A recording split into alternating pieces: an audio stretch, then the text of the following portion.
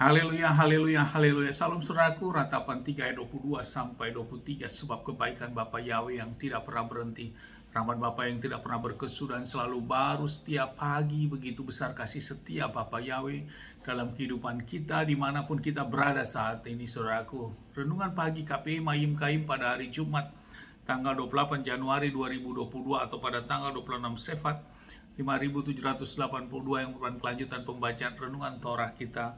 Dan dari kitab Keluaran 12 ayat 22 sampai 23 yang berkata demikian, saudaraku.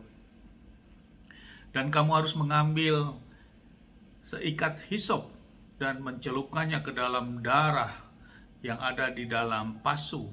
Dan dari darah yang di dalam pasu itu kamu harus meleburkannya pada ambang pintu dan pada kedua tiangnya.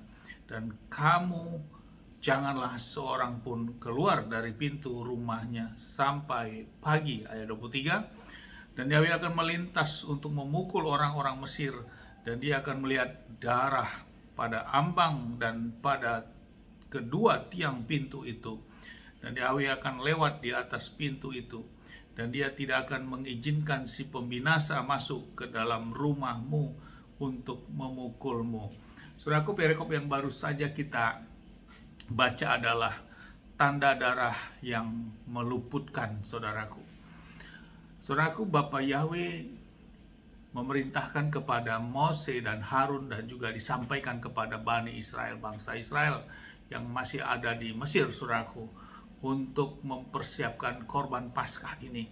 Dan inilah waktunya, malam yang harus mereka lakukan, saudaraku.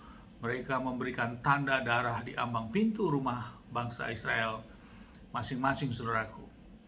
Dan terjadilah peristiwa di mana Bapa Yahweh memerintahkan malaikat mautnya untuk melintasi, dan setiap yang tidak memiliki tanda, saudaraku, maka setiap yang pintu rumahnya tidak memiliki tanda darah ini, anak sulung semuanya mati, saudaraku. Artinya ini berlaku juga untuk bagi bangsa Mesir dan juga bagi bangsa-bangsa lain atau bangsa Israel yang ada di Gerson ini, saudaraku. Jadi bukan hanya kepada bangsa Mesir saja, namun bila bangsa Israel diberitahu seperti itu, diperintahkan beri tanda, namun dia tidak melakukannya, maka akan terjadi korban, saudaraku. Akan terjadi korban kematian anak sulung. Jadi artinya Bapa Yahweh menuntut terhadap tanda yang Bapa Yahweh perintahkan harus dikerjakan. Dan apabila dikerjakan, maka ada keselamatan. Bangsa Israel yang memiliki tanda darah di ambang pintunya akan mendapat keselamatan. Inilah menyatakan suatu ketaatan, saudara. Menyatakan suatu kesetiaan. Apa yang Bapa Yahweh tetapkan.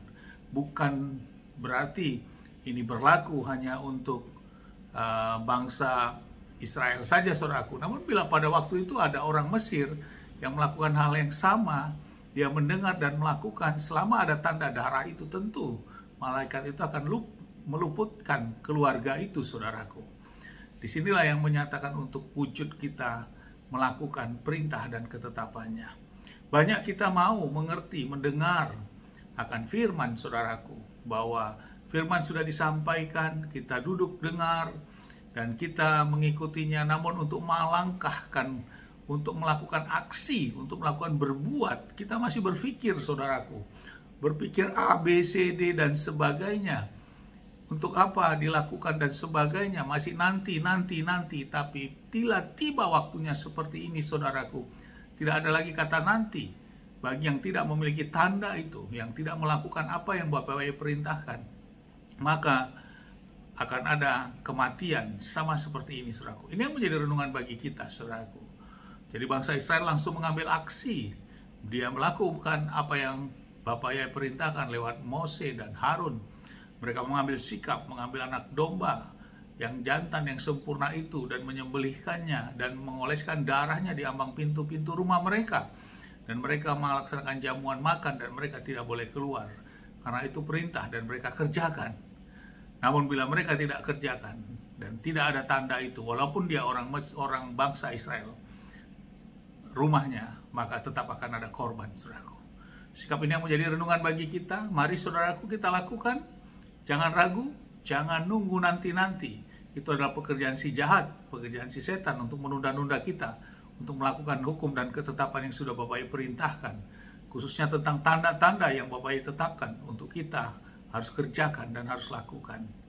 Demikian juga perintah dan ketetapan yang lainnya. Jangan hanya sebatas kuping, jangan hanya sebatas pengetahuan, tapi juga harus dikerjakan dan dilakukan. Amin. Sukses besar buat kita semua, maju terus dalam iman. Dari tempat ini kita sama-sama berdoa, dan saya berdoa untuk kita semua. Bapak yang memberkati dan melindungi kita semua dimanapun kita berada. Bapak yang menyinari wajahnya kepada kita, memberikan kita kasih karunia. Bapak yang menghadapkan wajahnya kepada kita, memberikan kita damai sejahtera. Apa yang kita kerjakan, lakukan sepanjang hari, semuanya menjadi berhasil, dan kita orang-orang yang percaya kepada Bapak yang mau melakukannya dan mau mengerjakannya. Janji firman berkata, kita tidak dipermalukan dan hidup kita terus diberkati. Amin, haleluya, shalom saudaraku.